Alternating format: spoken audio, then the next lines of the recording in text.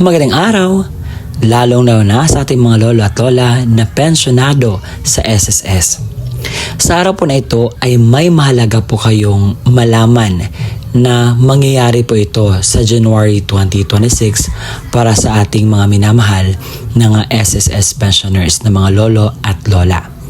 At sa araw po na ito, hayaan niyo po akong isabi lahat ng mga kinakailangan ng mga detalye nang sa gayon po ay maging aware kayo. Siguro some of you alam na ang balitang ito, pero bakit marami pa rin ang hindi pa nakaalam?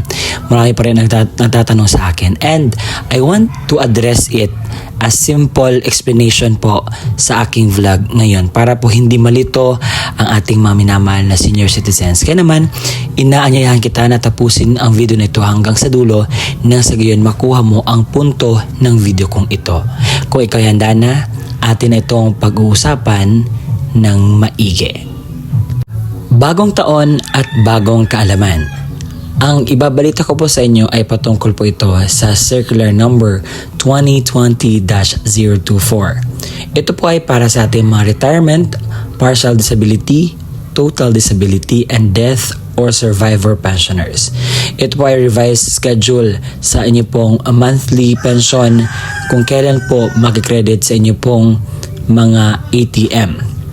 So, may tinatawag po tayong date of contingency kung saan dito po malaman natin kung anong batch po tayo, first batch ba or second batch. Kung ang date of contingency mo ay belong sa first to 15th day of the month, so makukuha nyo po ang inyo pong pension sa unang araw ng buwan. Take note of that. Kapag ang date of contingency mo naman ay nasa 16 to last day of the month, so ang inyo pong pension ay makuha sa ikalabing-anim ng buwan or 16th day of the month. Pero meron nakalagay na take note sa ibaba. If the credit date falls on a Saturday, Sunday, or holiday, the pension shall be credited on the last working day before the Saturday, Sunday, or holiday. So, ito po pinapahiwatig na kapag ang pension date or example, ang pension date natin is 1 at saka 16, kung yan po ay napunta sa holiday, Sunday, or Saturday, hindi po yan siya makikredit. Kung hindi, ma-advance po yan na maihulog sa inyo pong mga ATM cards. So ngayon, pag-uusapan natin ang pension crediting schedule sa January 2026. Nakita po natin ang unang araw, yun po ang payout schedule or crediting schedule kung saan doon napupunta ang inyong pong pension. At sa 16 po, doon po ang pangalawa po ninyo pong pension crediting sa mga second batch.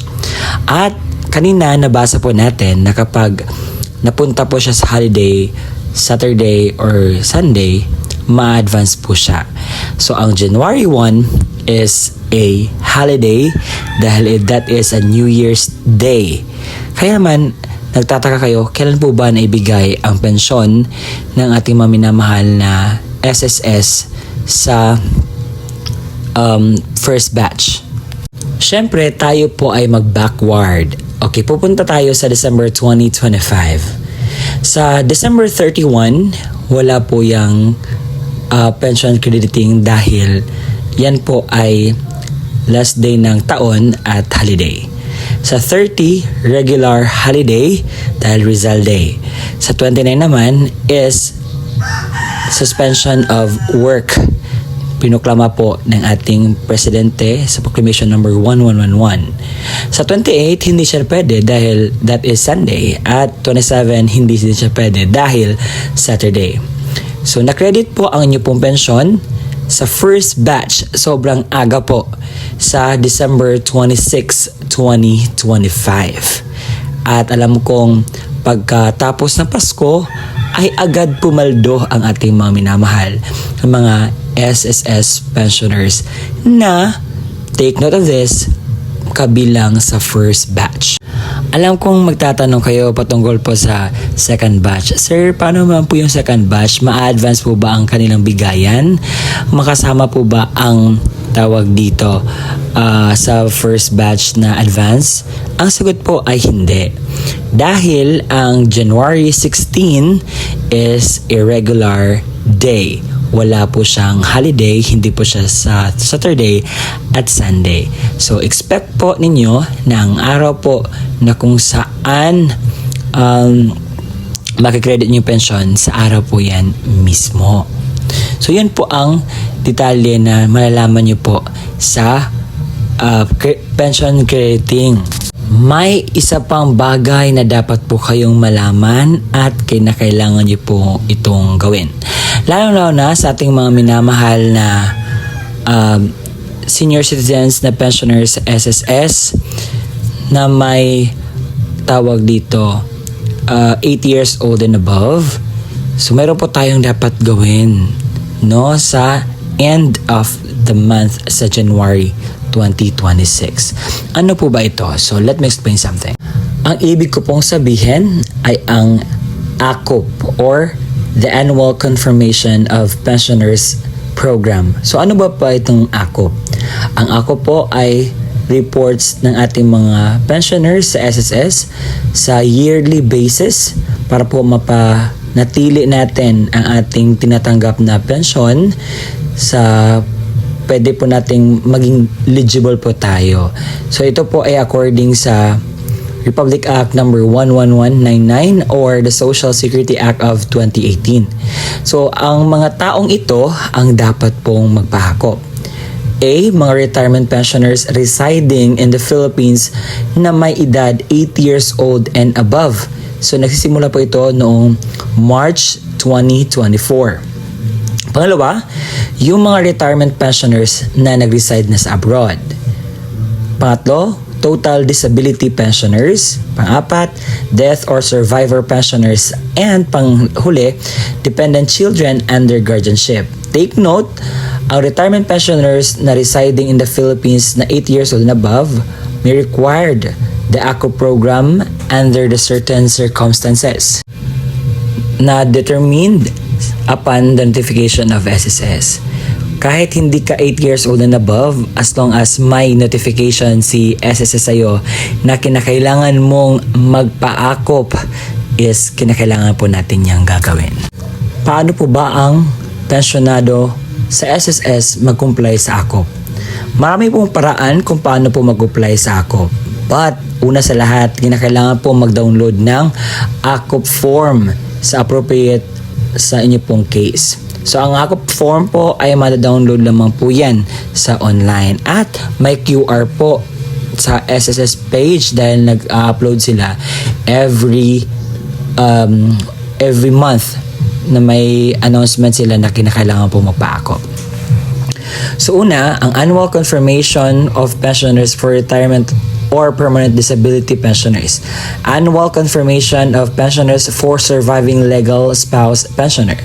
Annual Confirmation of Pensioners for Representative Payee of Dependent Minor Incapacitated Child. Please take note na mag-refer po tayo sa Circular 2023-013 dated 21 December 2023 for the revised guidelines on the ACOP program. So ang tanong, ano po ba ang mangyayari kung hindi nyo ito nagawa? So meron po talagang consequences na mangyayari.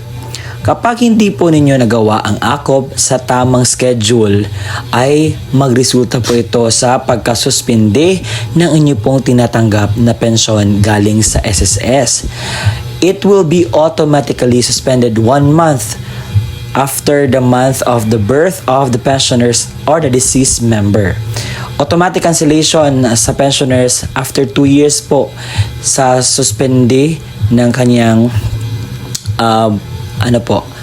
pagpa-ACOP. Kinakailangan po talagang magpa-ACOP dahil ang purpose po ng ACOP is inaalam ko ang SSS pensioners is still alive or still eligible to get a pension galing po sa SSS. Dahil naibalita po noong nakaraang Disyembre na marami pong mga patay na mga SSS pensioners na nakatanggap pa rin ng pensyon. Kaya naman, ina-update po ang data ng SSS at kinakailangan po nating magpa-akop. Yun lamang po mga qualified na magpa-akop, okay? Yung mga ninonotify ni SSS at yung mga 8 years old and above. Kung ang pensioner ay nasuspindi na ang kanyang pensyon, paano nga ba po ba dapat gawin para po maibalik ang kanyang pensyon? So, ang dapat pong gawin para maibalik po ang inyong pensyon is kinakailangan pong mag-comply. Resumption of pension shall be within 2 months kapag makomply mo na ang inyong pong pensyon. What I mean, ang inyong pong akop. Kinakailangan ang recalled pension. Yung mga hindi mo natanggap na pension ay kinakailangan po yung maibigay kapag tapos ka na pong mag-comply lahat para sa inyo pong akop. If any and all accrued pension shall be credited to the pensioner's account. Ibibigay naman po yun dahil ang pension na iyon ay hindi sa SSS, kung hindi sa inyo po iyon, mga minamahal kong SSS pensioners. So nalaman natin ngayong araw ang mga mahalagang mangyayari sa mga SS pensioners sa January 2026. Una na dyan ang pension crediting sa first batch and second batch na na-explain ko na po, at sa mga senior citizens na kinakailangan pong magpahakop, and explain ko na ang purpose po bakit po ito dapat ninyong gagawin. And I hope that the vlog that I have nagawa ko is tama po siya, na mapakunan po ng tamang impormasyon at hindi na po magtanong-tanong. Okay, kung meron ka mga katanungan, please don't comment down below and I will be actively and willingly na maggawa ng content para sa kasagutan po niyan. At maraming salamat po sa pagpanood ng aking YouTube channel. Ako po ito, si Ruel Mendoza Tanyo. At kung nagustuhan niyo po ang ating content for today, don't forget to subscribe. See you again next time sa aking vlog. Bye and God bless.